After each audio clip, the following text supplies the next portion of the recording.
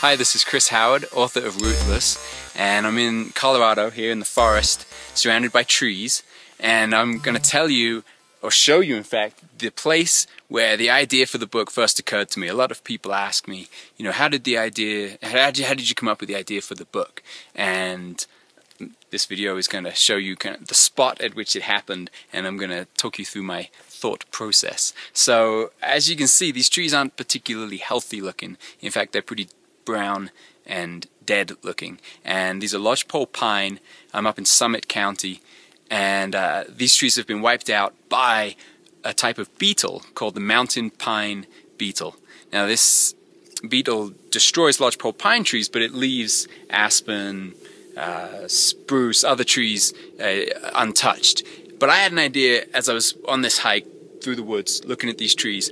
I thought, what if there was something, an insect that evolved to eat every type of tree, all the plants, grasses, crops, everything, nothing could stand in its way.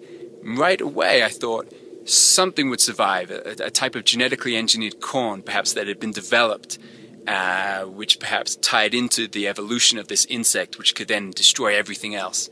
And I thought, yeah, the corn would survive, and it would be the only source of food, fuel, would be providing oxygen. It would be the only living thing, apart from the people hanging on, and these crazy locusts that had eaten everything else.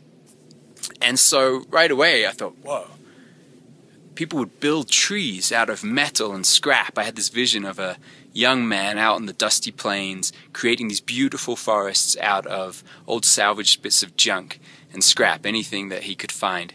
And I thought, yeah, and then he would find a clue to the whereabouts of the last living trees and set off across this crazy post-apocalyptic world trying to find those last trees.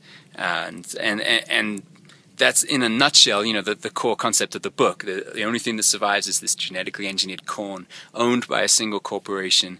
And then Banyan, the main character, is building metal trees for rich folk who still crave some semblance of nature until he discovers a clue that there may be a place where wild things can still grow. So he sets off. I love stories about something important is lost and people are searching for it and trying to find it again and give it back to the world. And that is, at its heart, what Rootless is about.